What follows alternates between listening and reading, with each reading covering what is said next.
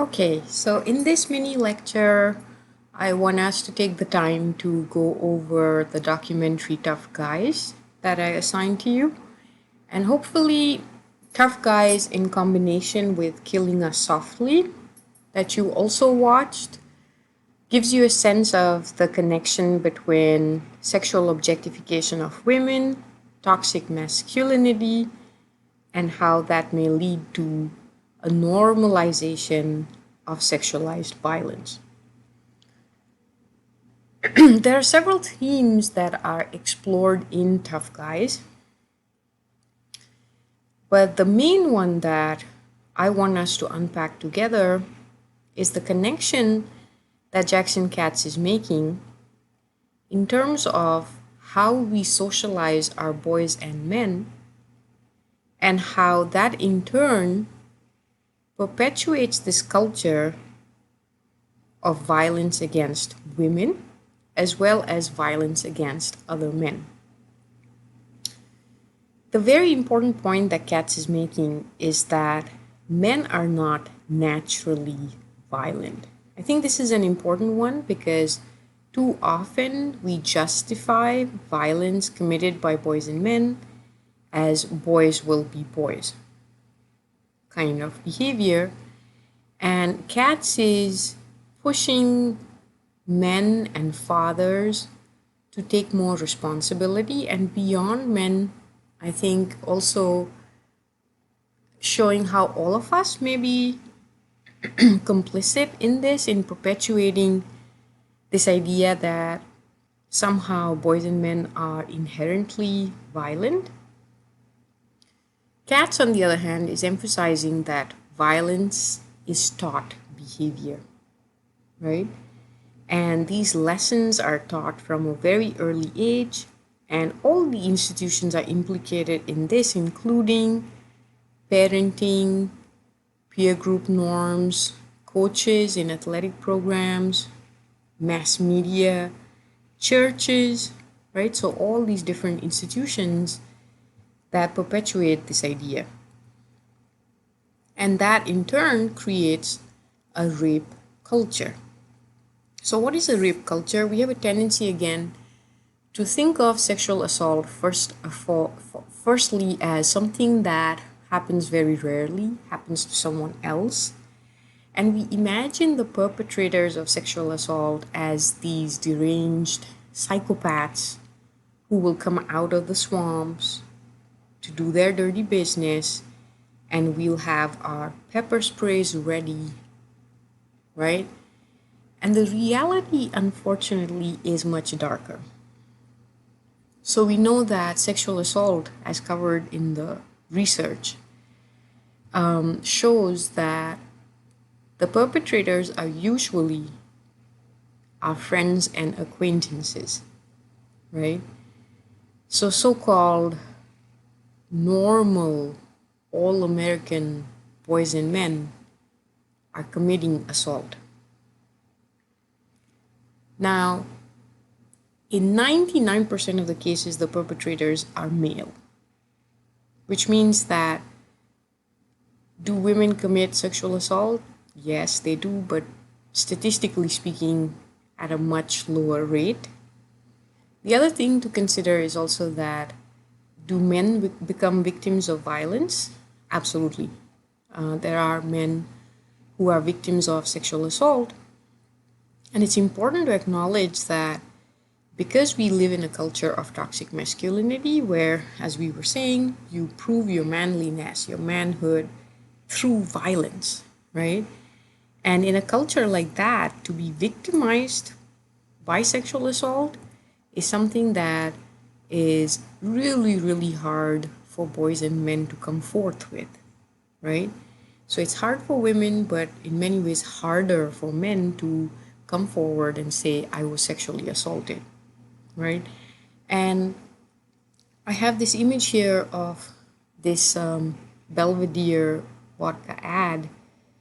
I'm sure you can find many, many other images that essentially use rape jokes. Rape jokes are part of this rape culture, a way of minimizing Sexual assault, normalizing it, making it funny, right, is a way of, again, minimizing, first of all, how horrific it is, how much it affects a person throughout their life course, how folks who have undergone this experience undergo that trauma forever, right?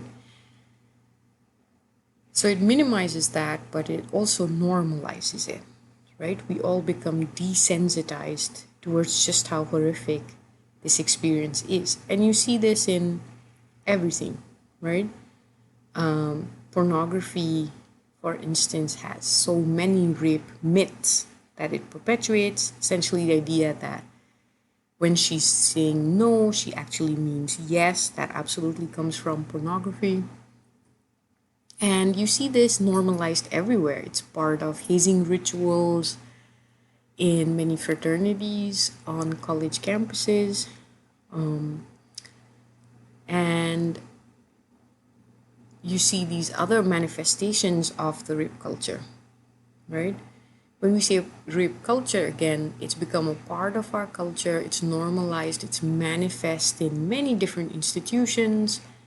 If you want to see who's in our White House, who's in our Supreme Court, these are all folks who have allegedly perpetrated sexual assault, right? Big part of this culture is blaming the victim, questioning the victims or survivors of assault and saying, well, what were you wearing, right? Were you drunk? Had you been drinking? This idea starts, I mean, even if you conduct surveys for middle school, high school boys, shockingly high numbers believe that if you have paid for a girl's drinks, you now have license to have sex with her, whether or not she consents. We do a really poor job with sex education, and that further exacerbates this problem where our young folks don't really know what consent means. And this is both for boys and girls. And too often, the emphasis is on girls taking full responsibility for this. So I have a teenage girl myself, and trust me, I made sure she learned martial arts. I made sure she knows about consent. I think I can say that all young women from a very early age get that lesson, like have your key out before you reach the car, especially if it's getting dark. Have your pepper spray ready, right? Have a buddy if you are going to a party, etc. But the point is that sexual assault and rape culture is not going to change until we raise our boys and men different, right? So the idea is that even women in burqas get raped, right? And we have to change our language. Getting raped, again, puts the onus on the girl or the woman, right? Someone is doing the raping, someone is doing the assaulting. And I think Katz does a great job of pointing that out in the documentary Tough Guys, right? And that becomes obvious in any kind of campaigns, awareness campaigns against sexual assault. She didn't want to do it, but she couldn't say no, as a way of saying, well, it's really up to the girl, right, to be careful. And that locks women into second-class citizenship. And you can see this institutionalized in schools where little girls in elementary school are not supposed to wear spaghetti straps because it's distracting to the boys, right? So girls and boys very early on in our culture get these signals, right, of who is to be blamed, who needs to take responsibility, and who are the folks in our society who are entitled to any of this behavior just because they are the dominant group, right? And so you see many, many manifestations of rape culture. You have some other ones here, assuming only promiscuous women get raped, the continuation of the blaming the victim culture. And the other one I mentioned to you, that only weak men get raped. In fact, there was a decorated US general who said that, who said, real men don't get raped, right? So can you imagine what kind of impact that has on folks who've actually survived assault? Refusing to take these allegations seriously, saying that, well, this happened a long time ago. We've witnessed that very recently, right? And then finally, teaching women to avoid getting raped, right? In general, I have this image here because I wanted to show that in general, there's a culture of silence that goes with this. Institutions, including famous Ivy League schools, have swept it under the rug again and again. And especially during this administration, any kinds of protections that had been instituted for survivors of sexual assault have all been kind of pulled back. And so it becomes, again, one of the hardest cases to prove. Too often in our culture, we hear of people saying, well, did she really get assaulted, or is she looking for revenge? Is she looking for attention? And by the way, I'm implicating other women in this as well, right? And since I'm a sociologist, I look at data. The data support the survivors. In other words, if you have a friend who comes to you and said that they've just survived sexual assault, statistically speaking, you should believe them, because in 98% of the cases, they are telling you the truth. And just like in any other case, such as assault or burglary, there's only a 2% chance of false reports. So your job at that point is not to play detective and say, hey, did assault actually happen?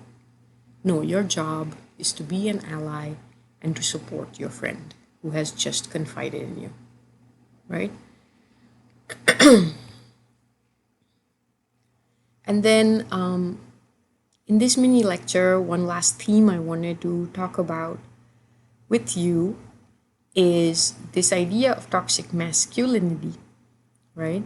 Which is characterized by this compulsion to show that you're strong, tough, invulnerable, violent even, has in many ways been amplified during the Trump era. And I'm not necessarily blaming all of toxic masculinity on Trump, right? So in other words, Trump is simply a system of a larger, deep-rooted social problem, right? Toxic masculinity is one aspect that explains how we as a nation have Trump as our president. And so you want to do the analysis of the larger economy, right? We have downward mobility. We had 2 terms of the first African American president. Women are participating in previously male-dominated spheres, right? And so in many ways, we've had a backlash, right? Or folks who want to cling on to this idea of masculinity. And you see already a coming together of race, gender, social class in this. Folks who had this entitlement to be the dominant group and find their privilege now slipping away. And it leaves them feeling betrayed and bewildered, right? What Kimmel has called aggrieved entitlement, right? And we will explore this theme in the following mini lecture, where we'll go deeper into Kimmel's ideas of masculinity as homophobia, sexism, and racism, and looking at the connections of all those different systems of oppression.